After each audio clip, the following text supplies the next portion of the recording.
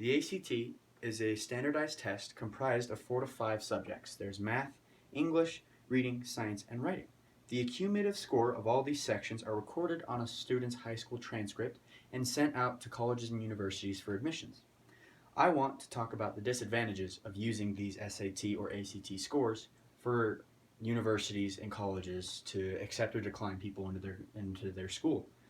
Some of these disadvantages include, number one, the testing environment pressure that students are faced with.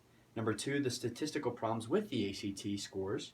And number three, how the ACT is actually biased against less wealthy, non-white, or Asian racial groups. The purpose of the speech is to share the idea to universities that they should make the ACT and SAT optional, that they should focus on other aspects of a student and whether to judge a student on class rank, GPA, and or AP credits. My first topic is the effect pressure has on students.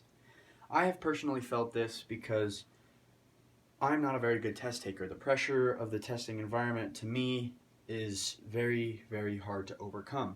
Some of these pressures include artificial feels to the room. The room doesn't feel real. It seems like a fake learning experience. It's exhausting. Students are sitting 4 to 5 hours at a time, taking very, very, very, very long tests at a time, and it's very unfamiliar. Students aren't used to sitting in a classroom for 4 to 5 hours, even though they are at school for 6 hours. They're only used to sitting in a classroom for about an hour and a half at a time. A few other things that are very pressure added are there's no breaks in between each thing. There's little to no breaks, actually. There's about 10 minutes in between each section. There's eye fatigue because they're looking either at a screen or a piece of paper. There's headache. There's a time limit. They have to finish 60 questions in 60 minutes. There's hunger because you're not allowed to have food in a testing environment with the ACT or SAT. As there's more effects and more pressure that is added is the post-test, and this is the test effects of self-esteem. So some things that affect the self-esteem are the scores. So people compare scores outside with their peers or friends, and if they have a high score, they feel a lot more confident, but if they have a low score, that drops their confidence level completely. In fact, people who score a 22 or below are seen as not like below average students. So if you're wanting to go to a college and you score below a 22, you're basically being told that you're not going to be a very good college student. It's really, it doesn't help. It's a lot of pressure added. And not only do students feel the pressure of the test, but they also see the results of the score are unreliable. They're very unreliable. Some reasons so before we get into it, let's talk about the purpose of the ACT. The purpose of the ACT is to be a predictor of the future success of a student. And 2 out of 4 of the sections that I've talked about are very good at that. The math section and the English section are 2 very, very good predictors of future success.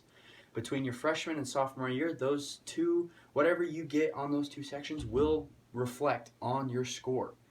However, the other 2 are reading and science. They aren't good predictors at all. That means half of the ACT is good and half of it is bad at predicting your future success.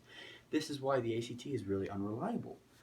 The ACT also only accounts for about 6% of successful and the difference between successful and unsuccessful people. And that means that 94% of whatever it takes to be successful and unsuccessful is determined by other factors than just the ACT. It can either be study habits, the person's motivation, the social experiments that they've been involved with. That's what the 94% is differentiating between successful and non-successful students. This is why the ACT is not very good, because it's only 6%. However, the ACT is ranked second in most reliable predictor of college success, only followed after number 1, which is the class rank. And finally, the ACT is actually biased against less wealthy people, as well as non-white or Asian racial groups. People who are less wealthy, in 2015 there was a study shown that people who had $20,000 or less income yearly averaged around 433 on the SAT. But in 2015, if people who had above 200,000 income averaged to 570. This is just a small reason of how the ACT is biased.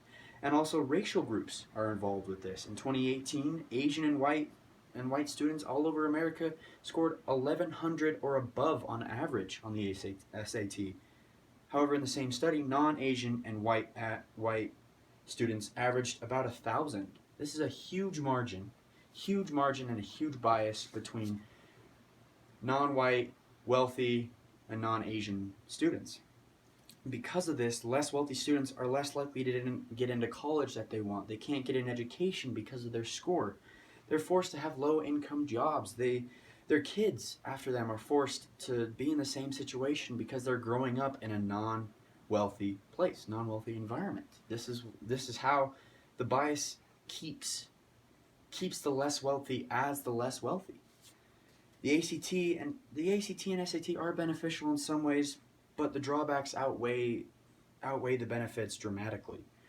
Universities should make the ACT optional. The pressure the test environments provide can affect the score of all students.